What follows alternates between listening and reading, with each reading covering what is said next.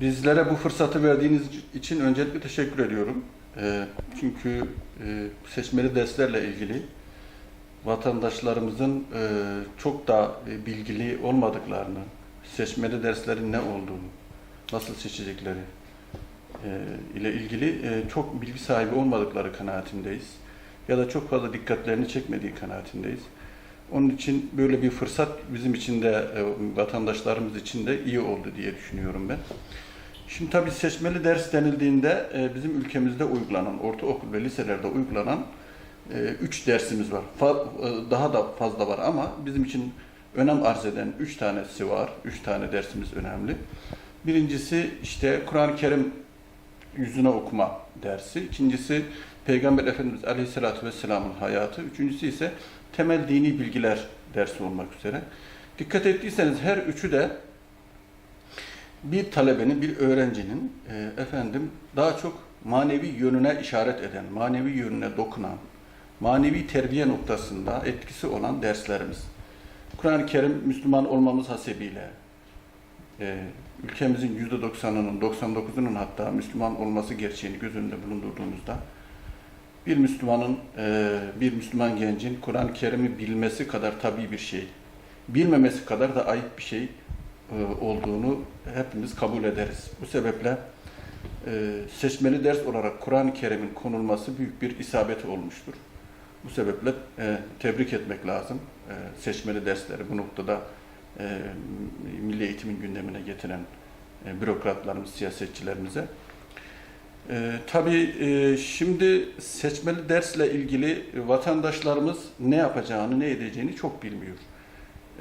Özellikle Kur'an-ı Kerim, temel dini bilgileri ve Efendimizin hayatıyla ilgili olan dersleri alabilmesi için, çocuğumuzun alabilmesi için dilekçe vermesi gerekiyor. Velimizin, talebe velimizin. Ama bu çoğu zaman gündemde olmadığı için, fark edilmediği için, kamuoyunun gündemine gelmediği için ya da şöyle söylemek lazım, belki bu da mümkündür. Okullarımızda idarecilerimizin yeterince bunu gündeme getirmedikleri için, talebelerin gündemine getirmediği için, derslerde bunları hatırlatmadıkları için, seçmeli dersi, seçmeler noktasında yeterince teşvik de bulunmadıkları için çok fazla ne öğrencimizin ne de velimizin gündemine geliyor maalesef. Gelmiyor yani.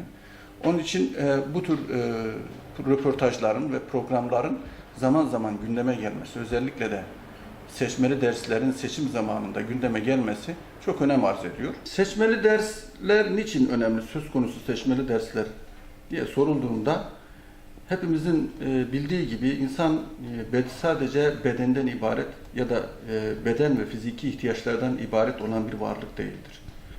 Aynı zamanda bir ruhu olan, bir kalbi olan, bir aklı olan, bir şuuru olan varlık olarak da insanı kabul etmemiz gerekiyor.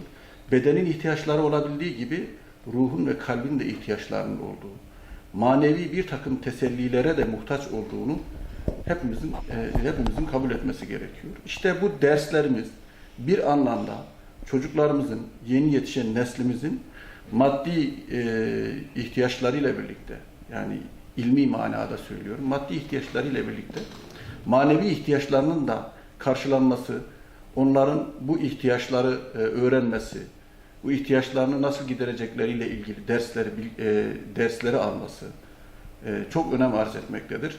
Çünkü maneviyat bir anlamda insanın azgın ve kızgın duygularının frenleyicisi konumundadır.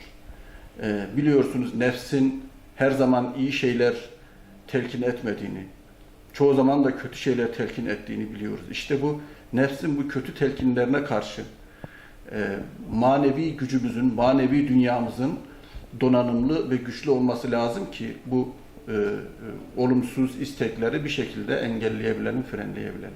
İşte hem Kur'an-ı Kerim dersi, hem seçmeli Kur'an-ı Kerim, Peygamber Efendimizin hayatı ve temel dini bilgiler dersleri bu noktada çocuklarımızın ahlaki yönden iman noktasında ve ibadet noktasında hassasiyetlerin gelişmesine, yine Kur'an ve sünnet doğrultusunda, onun tavsiye ettiği doğrultuda Allah'ın rızasına uygun bir hayat yaşaması noktasında çocuklarımızı olması gereken efendime söyleyeyim bilinç ve şuur düzeyine ulaştıracak derslerdir. Bunlar bu sebeple çok önemlidir. Şimdi tabii bu dersler olmazsa ne olacaktır? Ya da kişinin manevi donanımı eksik olursa ya da olmazsa ne olacaktır? İşte maalesef Avrupa ülkelerinde bunu çok daha fazla görmekle birlikte kendi ülkemizde de artık görmeye başladığımız gençliğin içerisine düştüğü bir takım ızdıraplar, bir takım sıkıntılar, bir takım çileler. Sadece kendisini değil aynı zamanda çevresini ve ailesini de çıkmazlara sürükleyen, sıkıntılara sürükleyen, açmazlara sürükleyen bir takım hastalıklar maalesef zuhur etmiştir. İşte fuhşun yaygınlaşması, bir takım zararlı madde alışkanlıkları ve yine bir takım terör örgütlerinin kucağına düşmek gibi gençliğimizin muhatap olduğu, gençliğimizin düçar olduğu bu sıkıntılara engel olabilmenin, çözüm olabilmenin, set oluşturabilmenin yolu aynı zamanda bizim kendi milli ve manevi değerlerimizi çocuklarımızın gündemine getirmek. Onların kalplerine ve ruhlarına bu duyguları, bu değerleri ve bu hisleri yerleştirmekten geçiyor. Bu işte belki de bizim ülkemizin bundan sonraki süreçte ülkenin teminatı olabilecek bu gençlerimizin geleceğe daha güvenle bakması noktasında çok önem arz eden derslerdir. Şimdi velilerimizden ve vatandaşlarımızdan bize gelen talepler doğrultusunda şunu söylemek uygun olur diye düşünüyorum ben. Seçmeli dersleri seçmek noktasında değil de seçmeli dersleri almamak noktasında, seçmemek noktasında bir dilekçenin daha uygun olacağı söyleyebiliriz. Çünkü velilerimizden bu şekildeki talepler çok fazla gelmektedir. Tabii velilerimiz gidip seçmeli dersleri almak için dilekçe vermek gibi bir böyle okulla muhatap olmak, kağıt ve kalemle muhatap olmak zahmetine çok fazla girişmiyorlar. Belki bu seçmeli derslerin çocuklarımıza, yeni neslimize, ülkemize, memleketimize, milletimize kazandıracağının farkında değil. Kazandıracağı değerlerin farkında olmadığındandır herhalde. Bu sebeple vatandaşlarımız aslında bizden şunu ısrarla istiyorlar. Milli Eğitim Bakanlığı yetkililerinin de bu hususu dikkate almalarını biz öneririz. Seçmeli dersi seçecek vatandaşlarımız değil de seçmeli dersi almak istemeyen vatandaşlarımızın dilekçe ile okula başvurmalarının daha uygun olacağı, daha pratik olacağı, daha uygulanır olacağı ile ilgili bize şeyler var, şikayetler geliyor, talepler geliyor, tavsiyeler geliyor. Yine biliyoruz ki 2-3 gün sonra bu seçmeli ders tercih süresi bitiyor. 9 Ocak'ta bitiyor. Biz vatandaşlarımıza, velilerimize, sevgili velilerimize, çocuklarının bu dersi almaları noktasında çocuklarının önünde mihmandar olmalarını, onlara tavsiye etmelerini, çocuklarının önlerine düşüp bu dilekçeyi okul müdürlüklerine vermelerini öneriyoruz, tavsiye ediyoruz. Çünkü bu derslerle birlikte bu çocuk sadece çevresine değil, devletine, milletine, memleketine değil, çok daha önemli bir durum olarak annesine ve babasına olan sevginin, saygının ve anne babanın kutsiyetinin farkına varmış olacaktır.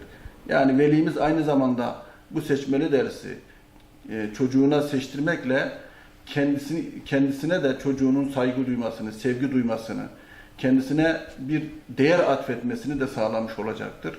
Bu açıdan da bizim velilerimizin şu 3 günlük süre içerisinde bir an önce okullara varıp, talebelerin okullarına, öğrencilerin, çocukların okullarına varıp bu tercihte bulunmaları, dilekçeyi yazmalarını tavsiye ediyoruz.